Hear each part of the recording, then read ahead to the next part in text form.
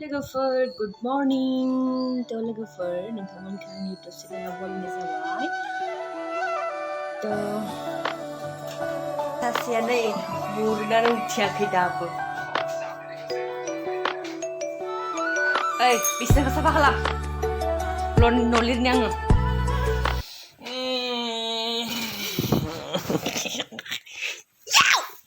ओइ साफा खालाम जल्दि न' लिरनांगौ दे साफा खालाम नै आंनि हौवाया नुबाय आंखौ कलेजाव दोननो थांनानै आखायानो गोसोम जालांबाय बेनिफ्राय नेवलागि गोसोम जाबाय सिख्लाफोरा नायले आंखौ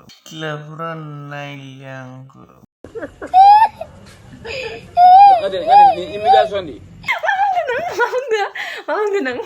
हा मा बुंदों नों मा बुंदों खेबसे बुंफिनलाय सिख्लाफोरा नायले आखाया गोसोम जाजोबबाय लोगोफोर नुदोंना माबायदि खौरां बुंदों बियो मान हामा मानसि बि हिन्जाव थाखानाबो सिख्ला नायनायखौ लुगैयो लोगोफोर दिनै आंहा बहुत दुखु गोनां जाबाय आरोना दिनै आंखौ फुङावनो बिदि बुंबाय बियो बे मानसिया आंखौ फुंनिफ्रायनो बिदि बुंबाय सिख्लाफोरा नाया होनबाय आं बहुत दुखु आरोना ओरैबायदि दुखु जादों बेबायदि दुखु आं सिगां जायामोन मानो नायनांगोन सिख्लाफोरालाय दुखु नांनायाबा मानो नायनांगोन सिख्लाफोरा गाहाम नाङो नायबाथाय मा गाहाम नाङो बारायाखै होनना साननानै नोंखौ बुसाव गालानो नोङो पेटला मानसिफोरखौ सोर नायगोन अलकुबि मोखां अलकुबि मोखां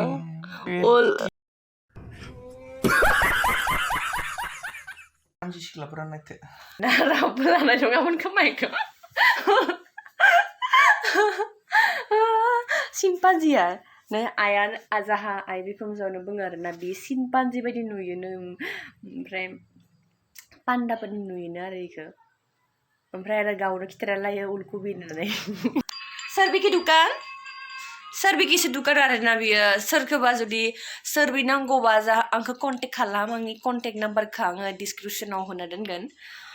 000535 सोरखौबा जुदि सरबि नांगौबा खिन्थाहर दे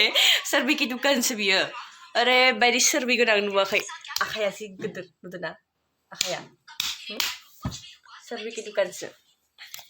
आंनावबो गैया सरबिया बारा आं इनिखौ लायाना होमबाबो इनिखौ लाया आरोना आङो सोरनोबा नांगौबा कन्टेक्ट खालाम दे प्लिज कन्टेक्ट खालाम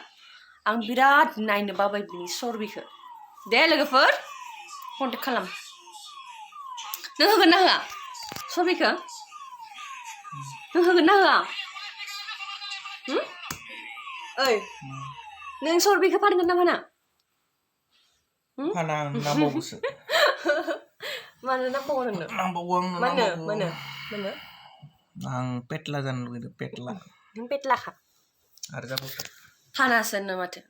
फानासोनो लोगोफोर होमबाबो बि फानाबाबो आं फानगोन आरोना सोरबा जुदि नांगौबा ओइ नायलाय मा खालामदों बियो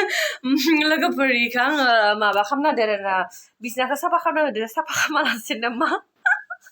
बेयावसो खालामबाय थादों बियो मानो एसे फालतु नों नै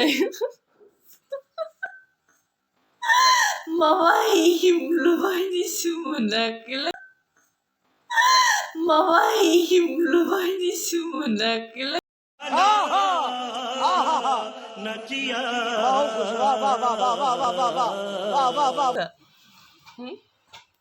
लोगोफोर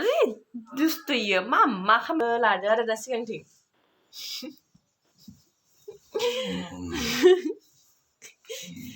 बिसोर साफा खालामनो होननाया माबायदि मानसि आयु ओइ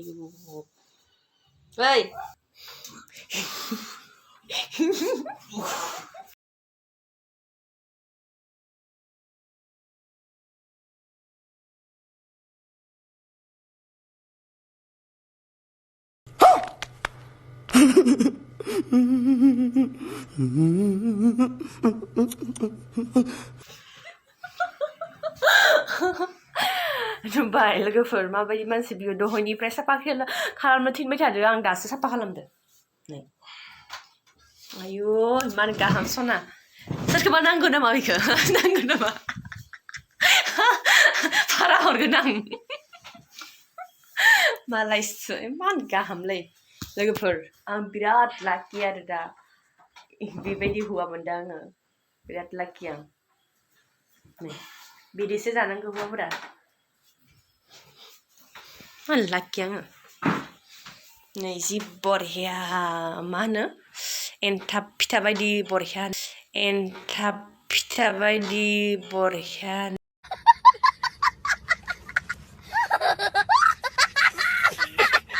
जाबना दोनबाय बियो नै बिसनाखौबो नोङो नोंना माबाखौ बरहिया जाबना दोनगोनदां नोङो माबाखौ बिसना सादरखौ नोङो बरहिया बुना दोनगोनदां नोङो लोगोफोर आंखौ बुनोसो नायगोन दा आंखौ बुनोसो नायगोन दा मानो साले का खोपड़ी तोड़ साले खिथिनायानो फुल जाबाय आंहा नै अन्थाव बाथावनै मासे किउट नोंलाय मासे गाहाम नों खोनादों दा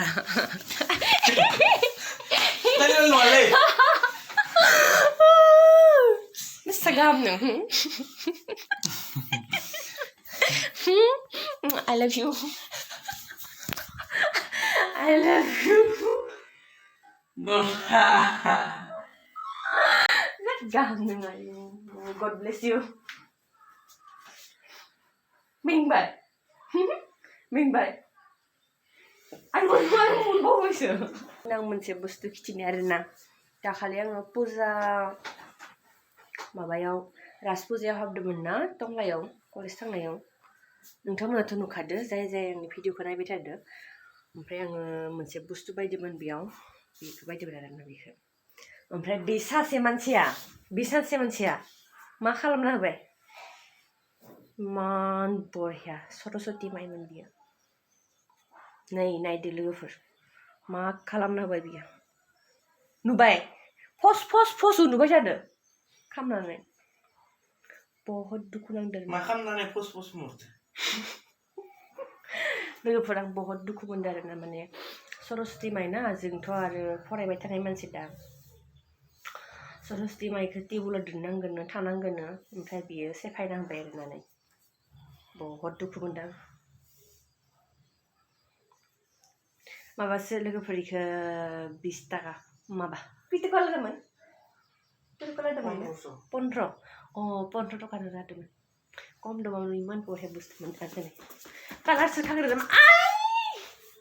कालारसो खारगोन नामा आं मिथिया आरोना ओमफ्राय आङो टेबोलखौ साफा खालामनि एसे लेथ्रा जाना दङ लोगोफोर दे दायो दिन्थिगोन आङो बाय